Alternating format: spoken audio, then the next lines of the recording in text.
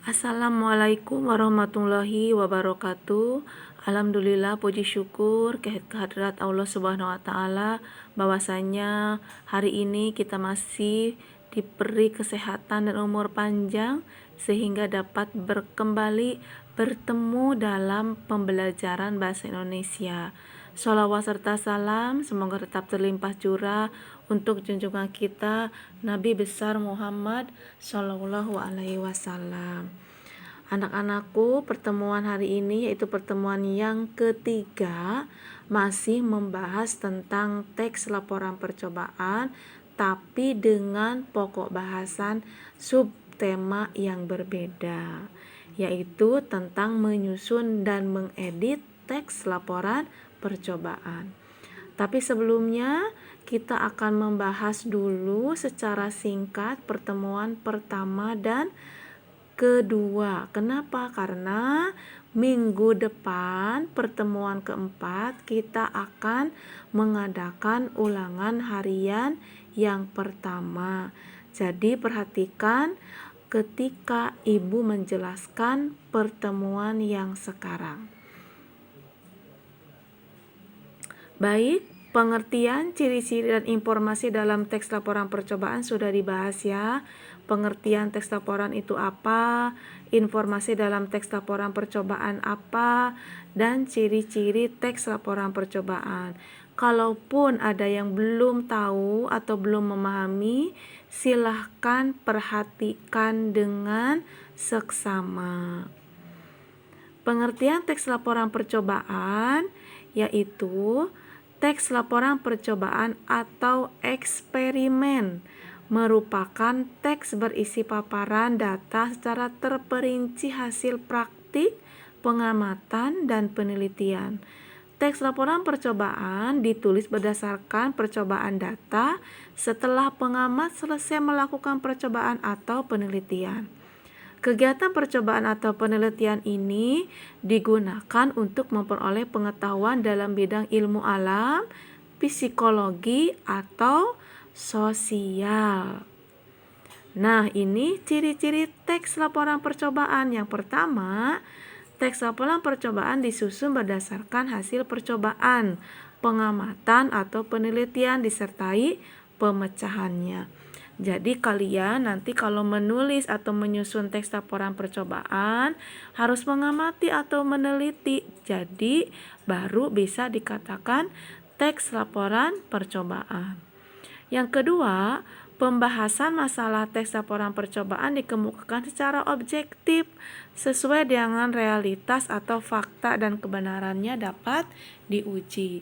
Artinya masalah yang dibahas itu harus apa adanya, hasilnya apa adanya, tidak dibuat-buat, tidak dilebih-lebihkan, tidak dikurang-kurangkan, dan harus sesuai fakta real apa adanya, dan dapat diuji dan dipertanggungjawabkan kebenarannya. Yang ketiga, teks laporan percobaan disusun berdasarkan struktur isi teks secara runtut dan sistematik. Artinya harus sesuai dengan struktur dan sistematika dalam penyusunan teks laporan percobaan. Yang keempat, teks laporan percobaan menggunakan bahasa ilmiah baku, jelas, komunikatif, dan logis, sehingga tidak terbuka kemungkinan adanya ambiguitas, ketaksaan, ataupun kerancuan. Artinya, harus menggunakan bahasa ilmiah baku sesuai dengan ejaan yang disempurnakan, jelas, komunikatif, mudah dipahami oleh orang lain, dan masuk akal, dan tidak terbuka kemungkinan adanya ambiguitas atau memiliki makna ganda. Selanjutnya, teks laporan percobaan ditulis dengan data lengkap sesuai dengan pendukung laporan. Teks laporan percobaan dibuat menarik dan interaktif. Dan yang terakhir, teks laporan percobaan menuntaskan masalah-masalah yang dimunculkan secara terperinci dan lengkap. Dalam menentukan informasi teks laporan percobaan, Masih ingat 5W1H? Apa? What? Who? Siapa? Why? Mengapa? When? Kapan? Where? Di mana? How? Bagaimana? Untuk apa? Judulnya apa? Objek percobaannya apa? Alat dan bahannya apa? Dan hasilnya seperti apa? Kemudian disimpulkan. Siapa yang melakukan percobaan? Pelakunya siapa? Why? Mengapa? Tujuannya untuk apa percobaan itu dilakukan? Waktunya kapan? Dan di mana tempat percobaannya? Dan how? Bagaimana langkah-langkah percobaannya? Ingat, dalam menentukan informasi harus menyesuaikan dengan 5W1H. Selanjutnya, bagian B, simpulan informasi dalam teks laporan percobaan. Menentukan informasi dalam teks laporan percobaan dan menyimpulkan informasi. Nah, dalam menentukan informasi masih tetap harus mengingat 5W1H. Apa judul laporannya, objeknya seperti apa saja alat dan bahannya, hasilnya seperti apa, pelakunya siapa yang melakukan percobaan, mengapa diadakan, tujuannya untuk apa, kapan laporan, waktunya seperti apa, kapan, di mana dilakukannya, dan how, bagaimana langkah-langkahnya. Nah, ini menyimpulkan informasi dalam laporan percobaan. Yang pertama, bacalah dengan seksama laporan percobaan tersebut. Intinya, kamu harus mau membaca dari awal sampai akhir kalau mau menyimpulkan dengan benar. Jadi jangan setengah-setengah, jangan sepotong-sepotong membacanya, harus full semuanya dibaca. Yang kedua, catat setiap informasi yang terdapat dalam laporan tersebut. Ingat unsur 5W1H. Yang ketiga, berdasarkan informasi tersebut, simpulkan informasi dari laporan percobaan. Dan yang keempat, pilihlah kosakata baku dan susun dengan gaya kalimatmu sendiri. Ingat, tetap gunakan kalimat efektif dan kosakata baku. Nah, pertemuan yang kemarin membahas tentang struktur, sistematika, dan kaidah kebahasaan teks laporan percobaan. Struktur teks laporan percobaan ada dua, ingat ya, ada dua, umum dan uraian. Umum, klasifikasi pernyataan atau menentukan klasifikasi aspek dari sesuatu yang dibahas secara umum. Dan uraian, menggambarkan sesuatu yang dibahas secara terperinci, bagian per bagian, kebiasaan atau kebutuhan, penggunaan bahan dan alat, perilaku alamiah, dan hal khusus. Misalkan, bagian umum yang sederhana yang mudah diingat, misalkan bagian umumnya alat-alat tulis. Nah, uraiannya dirinci. Ada buku, pensil, ballpoint, penggaris, penghapus. Ya, itu bagian uraiannya. Itu yang sederhananya. Ya. Jadi intinya kalau umum itu general secara umum dan uraian itu lebih kepada khususnya, perincinya. Atau contoh yang lain misalkan sayuran, ekosistem. Nah, itu diuraikannya seperti apa? Ada sayuran misalkan kan banyak. Ada kacang panjang, kol, misalkan kangkung. Nah, itu uraiannya. Umumnya sayuran. Kemudian sistematika teks laporan percobaan juga harus diingat. Ini ada 10. Yang pertama ada judul, objek, pelaku percobaan, tempat dan waktu percobaan, tujuan, bahan atau alat, langkah, hasil laporan percobaan, kesimpulan, dan daftar pustaka. Jadi ingat, sistematika laporan teks laporan percobaan ada 10. Nah, ini kaidah kebahasaan teks laporan percobaan.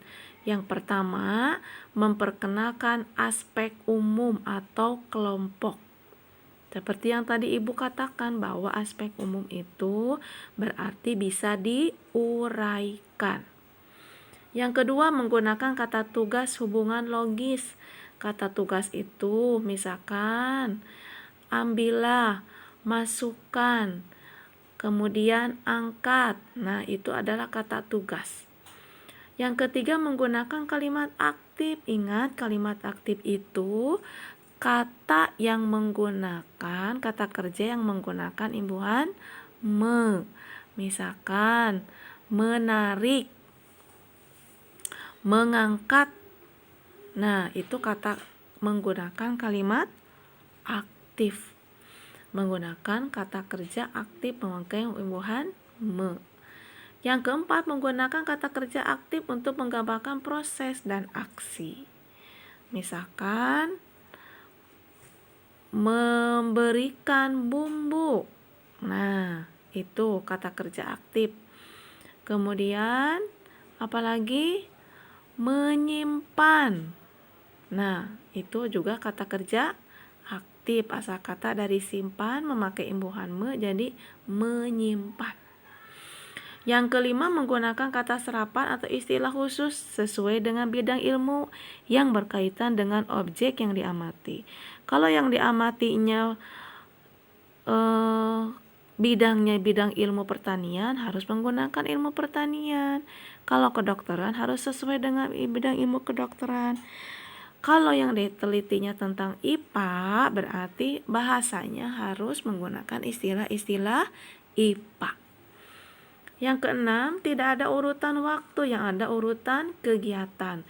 Maksudnya tidak ada pukul sekian sampai pukul berapa, tuh tidak ada. Yang ada, yang pertama masukkan bumbu misalkan. Yang kedua kupaslah, itu urutan kegiatan. Jadi adanya urutan ke-1, kedua, ketiga.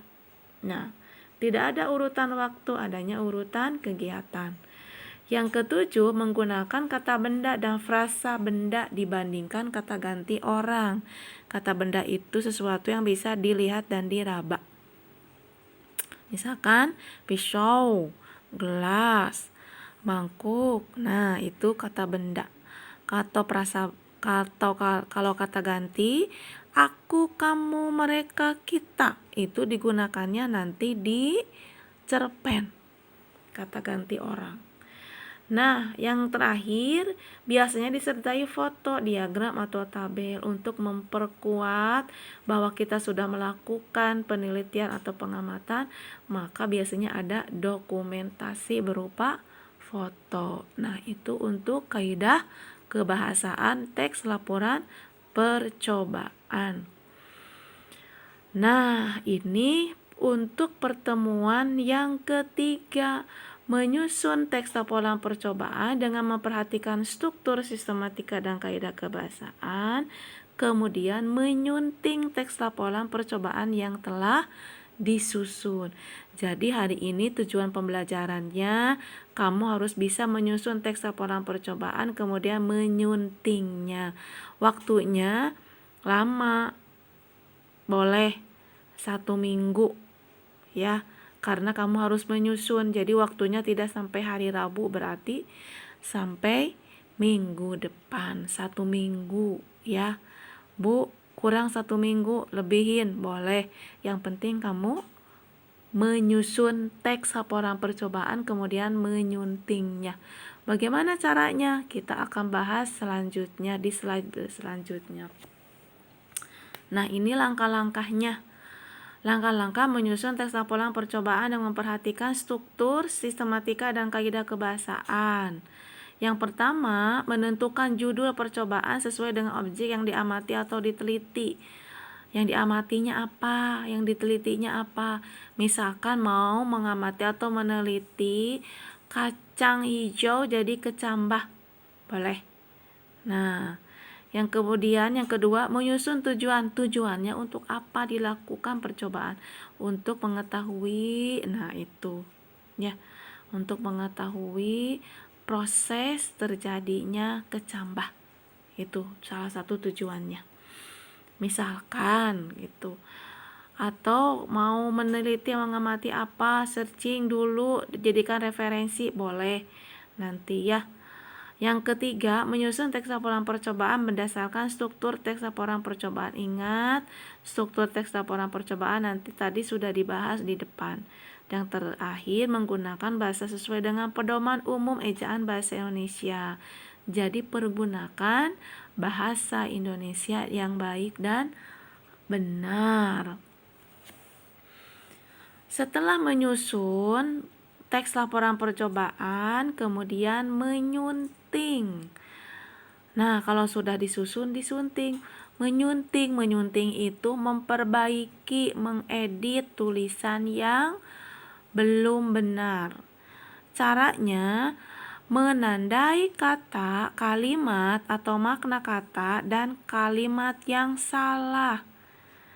Kemudian, sesudah tahu yang salah, perbaiki kata, kalimat atau makna dengan unsur kalimat yang benar, kebahasaan yang benar, dan menulis kembali teks tersebut sehingga menjadi teks laporan percobaan yang baik dan benar. Jadi langkah menyuntingnya seperti itu.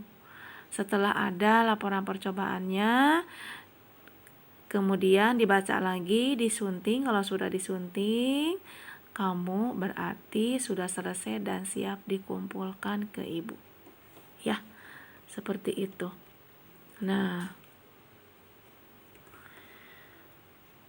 itu untuk teks laporan percobaan. Dan ingat, hari ini pokok bahasannya membuat teks laporan percobaan. Contohnya boleh lihat di buku paket ya, atau mau searching di Google boleh. Yang penting kamu paham bagaimana menyusun teks laporan percobaan ya. Nah, dari ibu cukup sekian, mudah-mudahan difahami. Ingat, apa yang ibu sampaikan hari ini dipelajari karena minggu depan kita akan ulangan harian. Jangan lupa, yang belum mengumpulkan tugas dari pertemuan pertama sampai kedua, ibu tunggu karena nanti nilainya akan diakumulasikan.